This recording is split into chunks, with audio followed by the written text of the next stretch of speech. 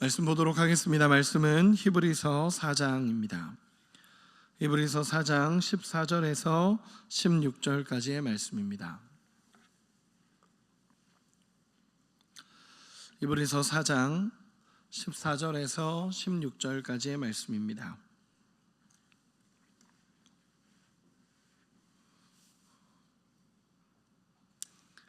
같이 읽겠습니다. 그러므로 우리에게 큰 대제사장이 계시니 승천하시니 곧 하나님의 아들 예수시라. 우리가 믿는 도리를 굳게 잡을지어다. 우리에게 있는 대제사장은 우리의 연약함을 동정하지 못하실 리가 아니요 모든 일에 우리와 똑같이 시험을 받으시니로되 죄는 없으시니라. 그러므로 우리는 긍휼하심을 받고 때를 따라 돕는 은혜를 얻기 위하여 은혜의 보좌 앞에 담대히 나아갈 것이니라. 아멘. 우리를 위한 대제사장이라는 제목으로 오늘 말씀을 나누도록 하겠습니다. 여러분, 히브리서를 읽다 보면요, 예수님을 계속 소개하는 장면들이 나오게 됩니다. 당연히 다른 서신서들도, 다른 성경 본문들도 예수님에 대해서 계속적으로 전하고 외칩니다. 그런데 특별히 이 히브리서는 예수님은 이런 분이다, 예수님은 이런 분이다, 예수님은 이런 일을 하시는 분이다 라고 하면서 예수님을 계속적으로 소개해 갑니다. 우리가 잘 아는 본문, 예수를 바라보자, 예수를 소망하자, 예수님을 바라보고 예수님 앞에 예수를 기억하자, 이런 말들이 히브리서에 계속 나오게 됩니다. 왜 이렇게까지 예수님을 이야기할까요? 예수님에 대해서 왜 이렇게까지 얘기하는 것이 히브리서일까요? 이 히브리서의 배경을 잠깐만 이야기해 보고 싶습니다. 이 히브리서의 기록 목적을 보면요, 제 성경책 그 앞쪽에 히브리서의 기록 목적이 어떻게 나와 있냐면, 제가 읽어드리겠습니다. 제 성경책에 있는 목적입니다. 핍박을 피하고 편안한 인생을 살려고 유대교로 돌아가려는 유대인 신자들에게 믿음의 확신과 장래의 소망을 알려주기 위해 기록하였으며, 그리스도의 우월성과 그분의 대제사장직의 영원성을 일깨워 주므로 기독교 신앙의 확실성과 위대성을 확인시켜주기 위해서 기록했다라고 기록합니다. 너무 어렵죠? 쉽게 표현하면 이렇습니다. 핍박을 피해서, 그 당시 어마어마한 핍박이 있었고 그 핍박을 피해서 유대교로 돌아가려는 신자들이 있었다라는 것입니다. 핍박을 피해서 기독교인으로서 핍박이 너무 심하니까 이제 그냥 나는 예수 포기하고 유대교로 돌아갈래 라고 하는 사람들이 있었는데, 그 사람들을 향해서 예수 그리스도의 우월성, 그리고 주님이 우리의 구원자이심을 명확하게 이야기한 본문이 히브리서다라고 기록하고 있습니다. 여러분, 히브리서를 읽다 보면 눈물 나는 성경입니다. 왜냐하면 핍박의 한가운데 살아가고 있었던 그리스도인들이 그리스도인으로 남아야 하는가, 아니면 유대교로 돌아가야 하는가라는 것에 고민하고 있었던, 그리고 정말 그 아픔 속에서 그리스도를 선택하는 사람들을 향한 외침이 담긴 것이 히브리서이기 때문에 그렇습니다. 제가 개인적으로 이 히브리서를 예전에 배우고 공부할 때에 배경에 대해서 참 중요하게 많이 이야기를 했었습니다. 제가 자주 보는 프로그램 중에 제 TV를 그렇게 좋아하지 않거든요. 잘 키지 않는데 벌거벗은 세계사라는 프로그램이 있습니다. 혹시 아시나요? 그 프로그램에 보면 세계 역사에 대해서 이렇게 이야기하는 그런 프로그램입니다. 근데 그 벌거벗은 세계사에 보면 이 로마의 역사에 대해서 기록을 한 것이 있었습니다. 그래서 패널들과 전문가들이 나와서 그 당시 로마의 역사에 대해서 이야기를 했는데, 제가 그 부분에 대해서 잠깐 이야기를 나누겠습니다. AD 64년 7월 18일에서 19일로 넘어가는 새벽입니다. AD 64년에 그 새벽에 작은 그 로마의 서북부에 작은 불이 일어납니다. 기름 창고에서 불이 일어나는데 낮에 그 불이 일어났으면 그 불을 분명히 잡을 수 있었던 불입니다. 그런데 모두가 잠든 새벽에 불이 일어나다 보니까 이 불길을 잡을 방법이 없었습니다. 그리고 나서 이 작은 불은 점점 퍼지기 시작하면서 로마 전역에 퍼진 로마의 대화재가 되기 시작합니다. 여러분 다 아시죠? 로마의 대화재가 일어났습니다. 로마 역사상 가장 참혹한 사건이었습니다. 로마가 당시에 14개 구역으로 나눠져 있었는데 그 중에 3개의 구역은 전소했습니다. 아예 사라져버렸습니다. 나라 그 구역 자체가 사라져버렸고 6개에서 7개 정도의 구역은 반 이상이 소실됐다라고 이야기를 합니다. 그렇게 보면 뭐냐면 14개의 구역 중에 10개의 구역은 날아가 버린 겁니다. 아예 사라져 버린 것이 이 로마의 대화재였습니다. 여러분 처참한 상황입니다. 처참한 상황. 나라에 14개의 도시가 있는데 그 14개의 도시 중에 10개의 도시가 화재로 날아가 버린 겁니다. 전소한 도시는, 새 도시는 아예 흔적도 없이 사라질 정도로 사라졌고 6개에서 7개의 도시는 반 이상이 전소했다라고 이야기를 하고 있습니다. 이 불을 쉽게 끌 수 없었던 이유는 돌풍이 불었습니다. 그 당시 돌풍이 불었는데 이 불이 안 잡혀서 열흘 정도가 불이 있었다라고 기록을 합니다. 여러분 이 얘기는 뭐냐면 열흘 동안 그 대화재가 로마에 나타나고 있었다라는 것입니다. 여러분 화재가 일어나면 제일 큰 게 뭐죠? 인명피해입니다. 로마에 수많은 사람들이 죽었습니다. 새벽에 일어났기 때문에, 그 불이 새벽에 일어났기 때문에 잡을 수도 없었고 수많은 사람들이 죽게 됩니다. 내 눈앞에서 내 가족들이 죽기 시작했고 내 눈앞에서 수많은 사람들이 죽어가기 시작했습니다. 또 오늘 자고 일어났는데 집이 다 사라져 버렸고 완전히 불타버려서 어떤 것도 할 수 없는 상실의 상태, 어떤 것도 할 수 없는 어려움의 상태가 벌어졌습니다. 그러다 보니까 이 로마 사람들이 처음에는 상실함이었습니다. 좌절이었고 내 가족이 죽었다라는 이 아픔이 계속 머물러서 로마 전체가 슬픔과 상실 속에 갇혀 있었습니다. 그런데 조금 시간이 지나니까 이 상실이 분노가 되기 시작합니다. 어떤 분노로 이어졌냐면 대체 누가 불을 냈는가라는 것입니다. 누가 불을 내서 대체 그 새벽에 누가 불을 냈기에 이렇게 로마의 대화재가 일어났는가라는 질문을 하기 시작하면서 그 불낸 사람들을 찾기 시작합니다.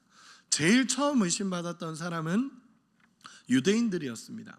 왜냐하면 14개의 지역 중에 10개가 소실됐는데 나머지 4개의 지역에 유대인들이 살고 있었기 때문에 그렇습니다. 의심할 만하죠. 그런데 이 이유는, 유대인들이 아니었던 이유는 강을 끼고 있었기 때문이다라고 이야기합니다. 그래서 유대 쪽으로, 그 4개의 지역 쪽으로는 불길이 넘어가지 못했습니다. 그래서 살아남은 거죠. 그리고 황제의 아내였던 포비아라는, 황제의 부인이었던 포비아라는 사람들이 유대인이었다라고 기록에 남아 있는데, 그래서 이 황제의 부인이 유대인을 감싸주었습니다. 그래서 유대인들은 의심해서 사라졌습니다. 그리고 나서 다음으로 지목된 사람이 누구였냐면 네로 황제였습니다. 왜냐하면 수에토니우스라는 로마 역사가에 의하면 네로가 로마의 도시를 그렇게 불만스럽게 생각했다라고 기록을 합니다. 왜냐하면 그 도시가 너무 구불구불하고 로마라는 이 어마어마한 도시인데 이 도시 자체가 너무 오래된 도시다 보니까 이런 이 모습이, 이 네로 황제는 계속적으로 불만이었다라고 기록을 하고 있습니다. 그래서 평소에도 이 로마 도시에 대한 불만을 계속 얘기했기 때문에 이 사람들의 의심이 이 네로 황제에게 가기 시작합니다.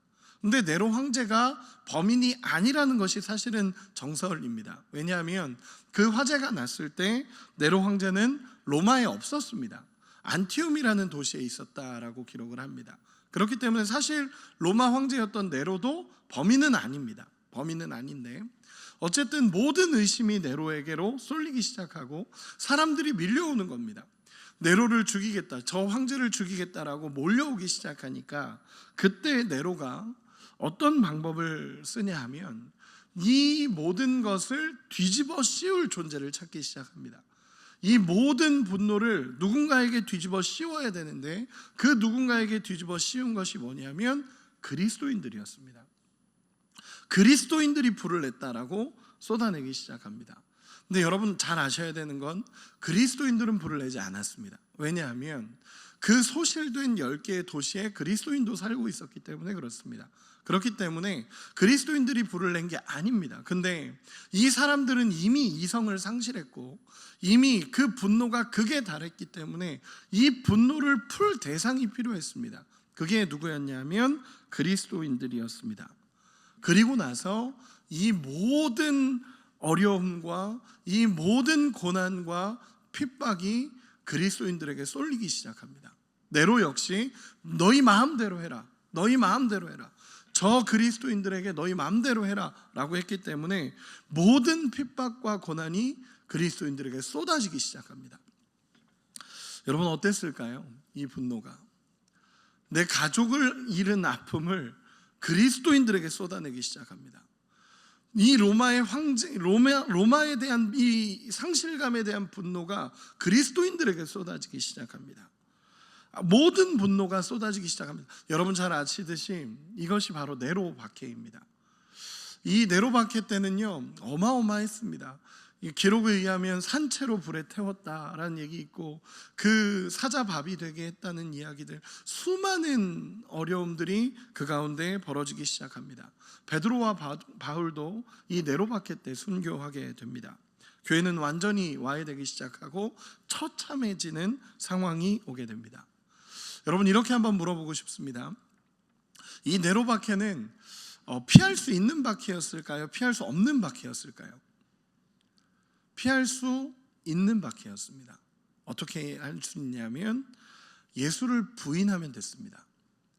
로마는 당시에 종교를 인정했습니다. 그래서 유대교는 정식 종교였습니다. 유대교는 정식 종교였기 때문에 나 예수 몰라, 나 예수 안 믿어, 나 예수 싫어, 예수를 내가 왜 믿어? 라고 얘기하고 유대교로 돌아가면 살 수 있었습니다. 그래서 앞에 아까 히브리서 목적을 읽어드렸는데 수많은 사람들이 유대교로 돌아가기 시작했습니다. 이 고난의 한복판에서, 고난 앞에서 수많은 사람들이 유대교로 돌아가기 시작했습니다. 예수 믿으면 죽는다라는 걸 알기 때문에 너무 쉬웠습니다. 그냥 이러고 있다가 나는 원래 믿었던 나 유대교로 돌아갈 거야 라고 하면서 수많은 사람들이 돌아가기 시작합니다. 그냥 원래 유대교였으니까 나 유대교로 돌아갈 거야 라고 하면서 돌아갔습니다. 여러분 유대교와 기독교의 차이점이 뭐죠? 예수님이십니다. 예수님. 예수를 믿느냐 예수를 믿지 않느냐가 유대교와 기독교의 차이였습니다. 예수님을 부인하면 살았습니다. 배교의 대부분은 유대교로 돌아가는 것이었습니다. 이런 상황 속에서 히브리서가 전달이 됩니다. 갈등과 고민 속에 있는 사람들, 숨어 지내면서 어떻게 살아가야 될지를 모르는 그리스도인들, 그럼에도 불구하고 예수님을 놓치지 않으면서 몸부림치고 있는 자들에게 전해진 편지가 히브리서입니다. 그래서 히브리서는 예수님이 누구인가, 예수가 누구인가에 대해서 히브리서는 이야기하고 있습니다. 결정적인 겁니다. 예수가 누구냐? 유대교로 돌아가고 있는 그 사람들을 향해서 정말 믿음의 한복판에 있었고 믿음을 지키면서 살아가고 있는 그들에게 예수가 누구냐라는 것에 대해서 정확하게 이야기하는 본문이 히브리서입니다. 그래서 이 히브리서를 보면 예수님에 대한 이야기로 가득 차 있습니다. 예수는 이런 분이다. 예수는 이런 분이다. 그렇게 우리는 예수님을 신뢰해야 되고 예수님을 믿어야 된다라고 이야기하고 있습니다. 이 전제를 가지고 오늘 본문을 간단하게 세 가지로만 이야기하도록 하겠습니다. 예수는 누구인가? 라는 질문 앞에 세 가지를 이야기할 수 있습니다. 우리 먼저 14절 같이 한번 읽어보겠습니다. 14절입니다. 시작. 그러므로 우리에게 큰 대제사장이 계시니 승천하시니 곧 하나님의 아들 예수시라. 우리가 믿는 도리를 굳게 잡을지어다. 아멘. 첫 번째, 예수는 누구인가? 우리를 위한 큰 대제사장이다 라고 기록하고 있습니다. 대제사장은 매년 지성소에 들어가서 죄를 속해야 하는 사람입니다. 이스라엘의 모든 죄를 짊어지고 가서 속죄하는 것이 대제사장의 역할입니다. 그런데 예수께서는 스스로 이 제물이 되셔서 대제사장으로서 십자가에서 모든 죄를 속하신 분이 예수님이시다라고 이야기하고 있습니다. 그것이 가능한 이유는 오늘 본문에서와 같이 하나님의 아들이시기 때문에 가능하다라는 것을 이야기하고 있습니다. 예수님이 하나님의 아들이시기에 완전한 속죄를 이룰 수 있었고, 그분만이 온전히 우리의 모든 죄를 담당하신 분이다라고 히브리서에서는 외칩니다.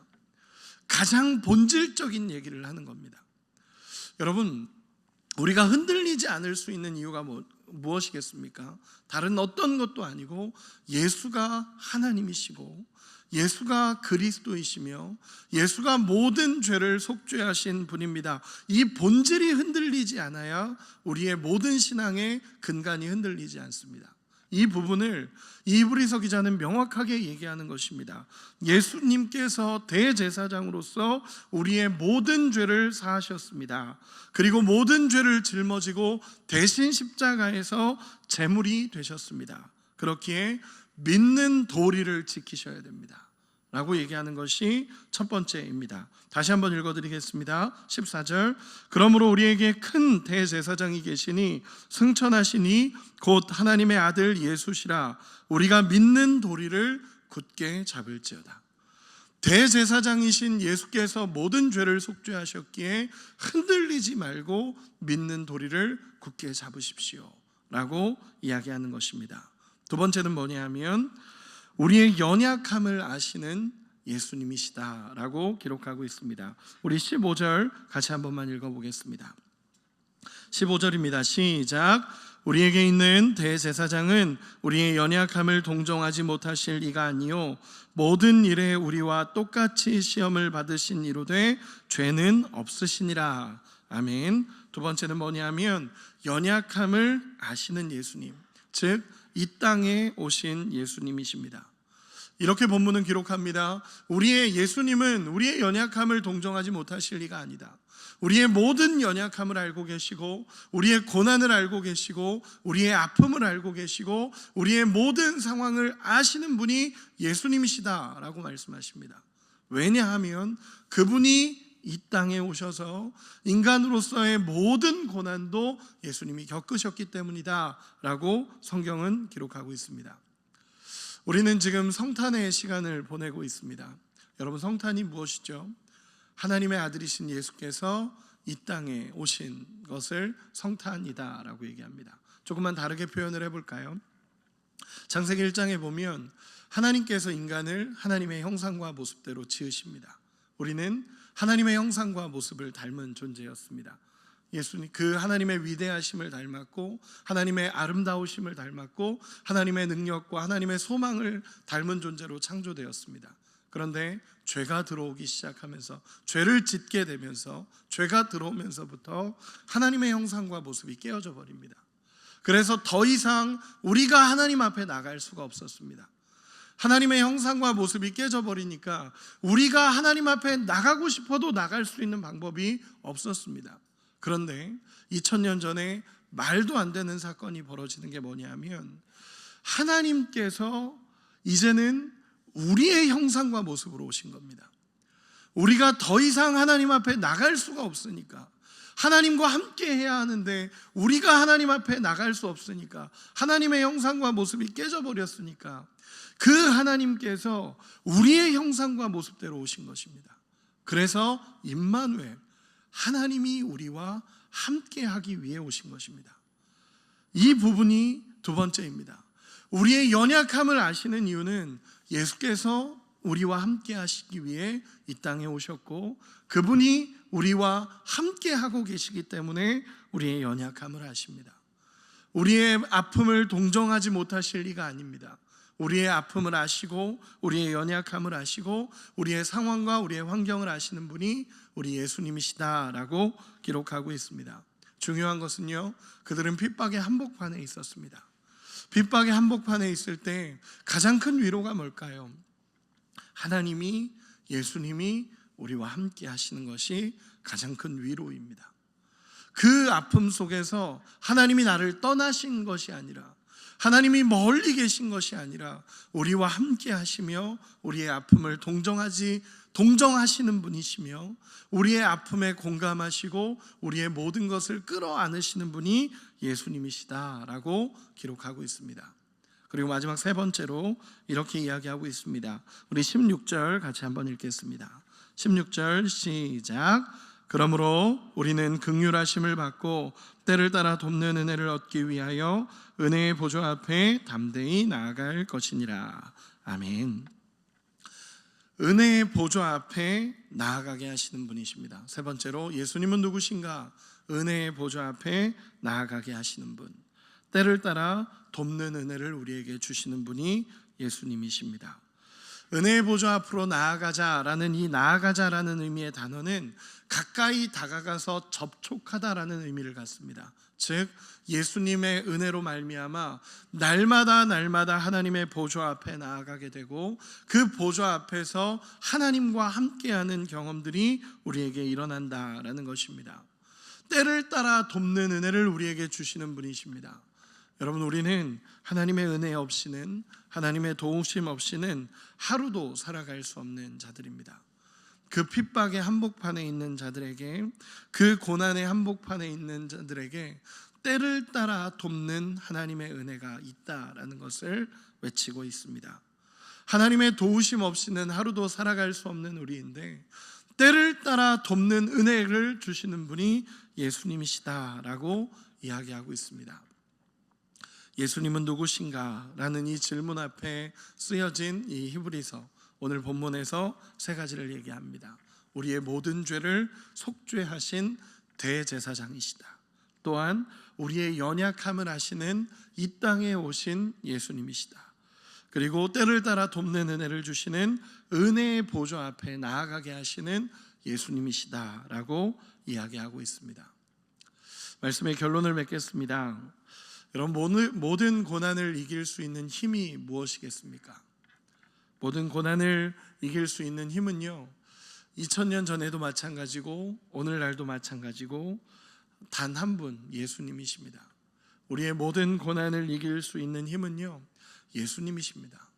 예수님이 어떤 분이신지를 알고 그분이 우리와 함께 하고 계신다라는 것을 우리가 깨달을 때 그 고난과 그 아픔을 이겨낼 수 있다라는 것입니다. 우리가 이 고난 속에서도 믿음으로 살아가는 이유는, 믿는 도리를 굳게 잡아야 할 이유는 우리 주님이 우리를 대속하신 유일한 대제사장이시며 우리의 모든 죄를 짊어지신 하나님의 아들이시기 때문에 그렇습니다. 그렇기 때문에 히브리서는 2장에 예수를 바라보자, 3장에 예수를 깊이 생각하자, 예수님을 이야기하는 것이 히브리서입니다.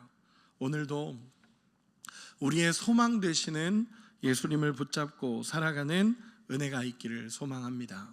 우리의 삶의 모든 자리에서 예수님이 어떤 분이신지를 알고 그분을 우리의 마음에 새기고 날마다 이 땅을 살아가며 힘과 능력으로 살아가는 우리 모두가 되시기를, 소망이 꺾이지 않고 우리가 예수님을 바라보며 믿음으로 살아가는 우리 모두가 되시기를 예수님의 이름으로 축원합니다. 기도하겠습니다. 이 시간에 우리 같이 한번 기도하겠습니다. 기도할 때에 예수님을 붙잡게 해달라고 기도합시다. 우리의 소망 되신 우리 주님, 우리의 능력 되신 우리 주님, 온전히 예수님 바라보고 예수님 붙잡고 나아가는 우리가 되기를 소망하며 말씀을 생각하며 주여 한번 부르고 기도하겠습니다.